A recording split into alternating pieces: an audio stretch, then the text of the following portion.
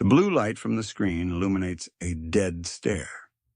It's 8:14 p.m. on a Tuesday. You just spent 9 hours staring at a spreadsheet that doesn't matter for a company that would replace you by Friday if you dropped dead on Thursday. Your thumb hovers over a glossy button on a food delivery app. A lukewarm, soggy burger that costs $12 in a restaurant is currently sitting in your cart for $29 after the service fee, the delivery fee, the small order fee, and the tip. You press confirm. You justify the financial hemorrhage instantly. You tell yourself, I'm exhausted. I don't have time to cook. I'm buying my time back. That is the most expensive lie ever sold to the modern worker. You didn't buy your time back. You just financed your own paralysis. Because what do you actually do with those 30 minutes you saved by not boiling a pot of pasta? You don't build equity. You don't map out an exit strategy. You collapse onto a polyester sofa, eyes glazed over, and scroll through infinite loops of strangers living lives you secretly envy. Modern convenience isn't a luxury. It's a tax on the exhausted. Society has engineered a lifestyle where your inability to perform basic human survival tasks is packaged, monetized, and sold back to you as self-care. Meet Caleb. Caleb makes $75,000 a year as a mid-level logistics coordinator. On paper, he is the picture of middle-class stability. He wears the right brands. He leases the right German sedan to impress co-workers he actively dislikes. But Caleb is what the machine considers the perfect host, the premium broke. His bank account is perpetually hovering near zero, not because he is financing private jets or buying mansions, but because he bleeds capital through 1,000 tiny automated cuts. He pays a $15 premium to have a gig worker pick up his groceries. He subscribes to 7 different streaming platforms because the mere thought of sitting in a quiet room with his own thoughts terrifies him. He pays a monthly fee for a premium meal prep box that slowly rots in the bottom drawer of his fridge. Why? Because by the time Wednesday rolls around, the sheer physical act of turning on a stove feels like moving a mountain. He thinks he is treating himself. He thinks the convenience is a hard-earned reward for the corporate grind. But the convenience is just the cheese glued to the treadmill. The tech giants and delivery conglomerates don't want to make Caleb's life easier. They want to ensure his profit margin, the gap between what he earns and what he burns, stays absolutely decimated, trapping him in the credit maze forever. The entire economy of one-click comfort relies entirely on your fatigue. They know your willpower is a finite battery. By 6 p.m., after absorbing the stress of commuting, the microaggressions of office politics, and the relentless noise of modern existence, that battery is completely drained. You are vulnerable. And when you are vulnerable, your financial immune system collapses. You swipe the card. You justify the convenience tax. You tell yourself it's just $20. The greatest trick the system ever pulled was convincing the working class that outsourcing basic domestic friction is a status symbol. It isn't. It is the signature of a captive. We look at these microtransactions as harmless treats, a little reward for surviving another brutal week. But the crazy part isn't that Caleb paid $30 for a cold burger. The crazy part is the invisible mathematical engine running in the background, converting his temporary laziness into a permanent financial sentence. And once you see the true cost of what you are actually trading for that convenience. Phase 1, the engineered exhaustion trap. Welcome to the frictionless economy. It sounds like a utopia, doesn't it? Everything you want delivered to your door in minutes. But friction is the only thing protecting your wealth. Friction is the moment of hesitation before a bad decision. By removing the friction, Silicon Valley removed your financial immune system.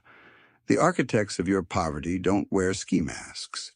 They wear gray T-shirts and sit in glass offices in California. They are behavioral psychologists, data scientists, and user interface engineers.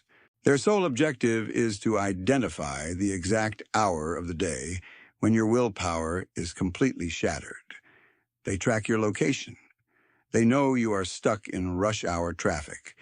They know your cortisol levels are peaking, so they send the push notification. A little message popping up on your screen. Rough day? You deserve a treat. They aren't selling you a meal or a ride or a streaming service. They are selling you a temporary anesthetic for the pain of your modern existence. And they price it just low enough that you won't immediately panic, but high enough to guarantee you stay on the hamster wheel. Society doesn't reward hard work. It extracts your vital energy and then sells you a monthly subscription to recover from the damage it caused. That is the reality of the modern era. You work yourself to the bone from 9 to 5, generating wealth for a phantom shareholder. By the time you get home, your brain is so violently starved for dopamine that you will pay any premium to feel a fleeting sense of control. You pull up the app. You don't look at the delivery fee. You don't look at the service charge. Your thumb just hits the biometric scanner. The phone vibrates, transaction approved. In that split second, the banking system and the delivery maze lock together perfectly. You are the ideal lab rat, pulling the digital lever, eagerly financing your own cage, just to get a taste of synthetic, overpriced cheese. This is the vicious cycle of the lazy habit. You buy convenience to recover from work, but the cost of that convenience forces you to keep working. It's a closed loop, a flawless mechanism of wealth extraction. You feel like a master of the universe because a stranger brought a burrito to your doorstep. But you aren't the master. You are the battery. They disguise the trap as a lifestyle upgrade. They give it a sleek interface and a catchy jingle. But under the hood, it's a brutal wealth transfer machine. They want you tired.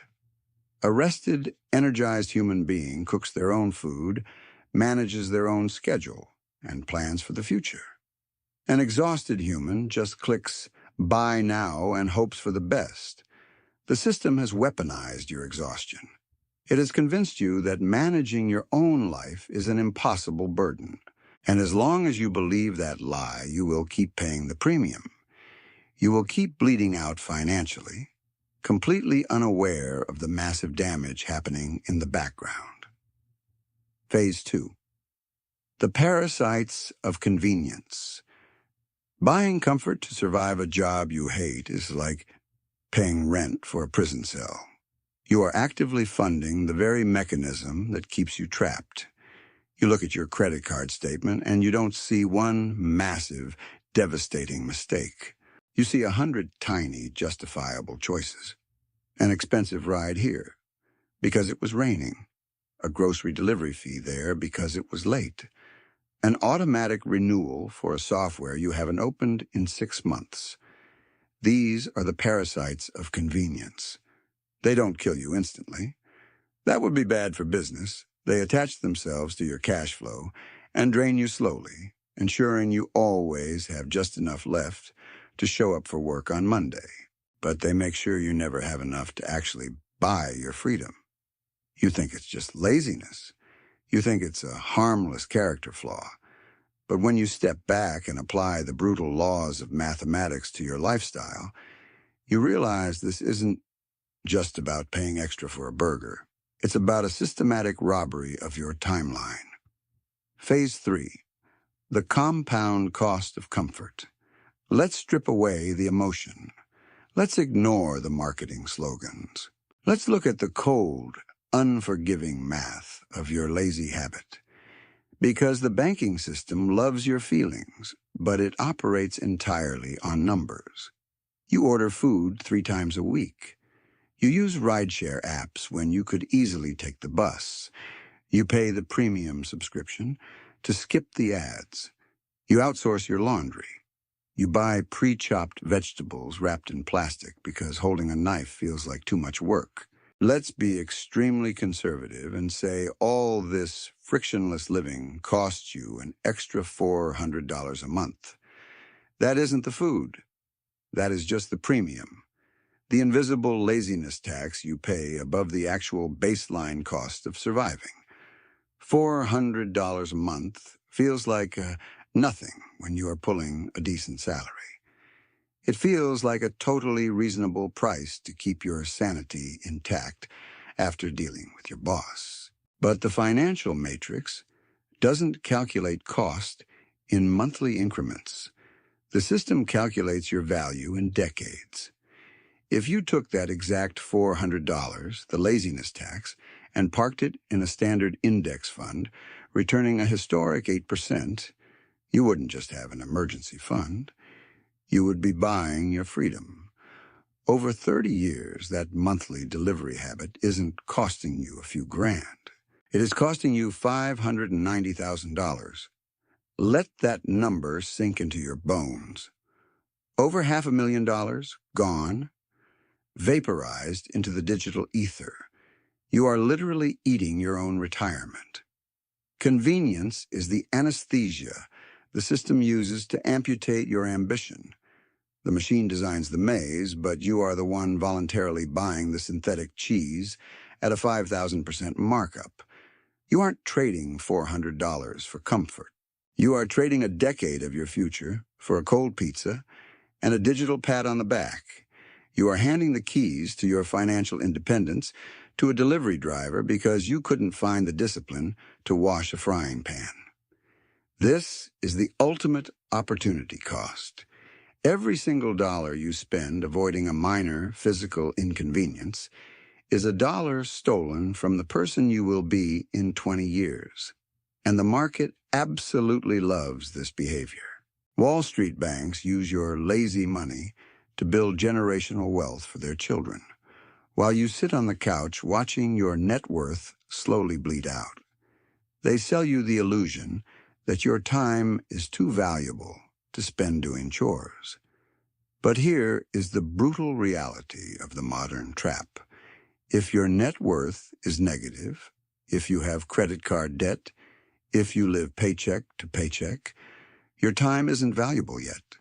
You haven't earned the right to buy convenience. You are acting like a wealthy CEO while holding the balance sheet of an intern. This isn't just a simple miscalculation. It is a voluntary surrender of your leverage. The less friction you have in your daily routine, the more chains you are wrapping around your ankles. You think you are winning because you don't have to go to the grocery store. The bank thinks you are a highly profitable, easily distracted asset. You need to understand the architecture of this trap. You are sacrificing massive, life-altering capital for a fleeting 30-minute moment of relief. You are putting a wildly expensive Band-Aid on a gaping bullet wound. And the longer you ignore the bleeding, the closer you get to the point of absolute ruin. Phase 4. Selling decades for minutes. Let's translate that $500,000 back into human terms. Let's talk about time, the only currency that actually matters in this world. If your after-tax income is $25 an hour, $590,000 represents over 23,000 hours of hard, soul-crushing labor. That is 11 entire years of working 40-hour weeks. Look at the screen on your phone. Look at the delivery app. Are you willing to sit in a gray cubicle for 11 extra years just so you don't have to meal prep on Sundays? Are you willing to hand over a decade of your finite, unrecoverable life to a faceless corporation just to avoid the temporary discomfort of sweeping your own floor? Because that is the silent contract you sign every single time you hit confirm. The financial industry desperately hopes you never do this math. They want you fiercely focused on the $15 service fee, completely blind to the compound interest you are forfeiting. They want you trapped in the micro moment, anesthetized to the macro disaster. And as you sit there, surrounded by empty takeout boxes and premium subscription receipts, the walls of the cage are getting thicker. You are running out of time to change the trajectory. Phase 5. Weaponizing the friction. The exit from this specific trap is entirely counterintuitive. Society tells you to hack your life, to optimize, to find a shortcut for everything. I am telling you to do the exact opposite.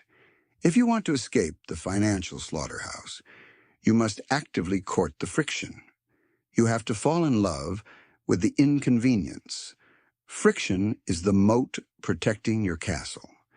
When you introduce friction back into your daily routine, you build a massive concrete dam against the endless drain of microtransactions. The wealthy, the real silent wealthy who aren't dancing on camera for your approval, understand this implicitly. They don't view basic domestic tasks as beneath them. They view them as necessary anchors to reality. You want to see true power? It isn't a guy swiping a platinum card to skip a line at a trendy restaurant. True power is the man who wakes up on a Saturday, walks into his perfectly average kitchen, and spends 45 minutes chopping his own garlic, roasting his own chicken, and enjoying the absolute silence of a life without consumer debt. He isn't rushing. He isn't outsourcing his survival to a stressed-out kid on a bicycle. He has reclaimed his sovereignty. Every carrot he cuts is $1 that the machine cannot touch. Every pan he washes is a declaration of independence from the convenience economy. The algorithms are designed to make you feel like a king. You press a glossy button, and human labor magically appears at your doorstep. But true leverage isn't commanding gig workers from a smartphone you financed at 19% interest. True leverage is waking up on a Wednesday morning and knowing you don't have to answer to anyone because your disciplined investments now cover your baseline survival. This is the essence of stealth wealth. It is the art of becoming financially bulletproof by embracing the mundane. The Matrix feeds on your impatience. It profits immensely from your desire to be pampered. When you decide that you are willing to sweat, willing to wait, and willing to do the boring, unglamorous work yourself, you starve the beast. You take your capital back. Stop trying to live like a retired aristocrat when you are still a foot soldier. Your life is supposed to have friction right now. You are supposed to pack a lunch. You are supposed to take the bus if the car repair puts your checking account in the red. You are supposed to look at the $20 delivery fee and laugh out loud because you know exactly what $20 compounded over 2 decades looks like. You must shift your identity. Right now, your identity is a consumer seeking relief. You need to become an operator seeking leverage. An operator doesn't care about the aesthetic of the hustle. An operator protects their profit margin with lethal precision. They know that every time they embrace the friction, they are buying back a piece of their future timeline. Phase 6. Building the silent empire. The rats in the maze will look at you like you are insane. They will see you declining the Friday night premium takeout. They will see you spending 2 hours meal prepping on a Sunday afternoon while they are binge-watching a show about other people's lives. They will call you cheap.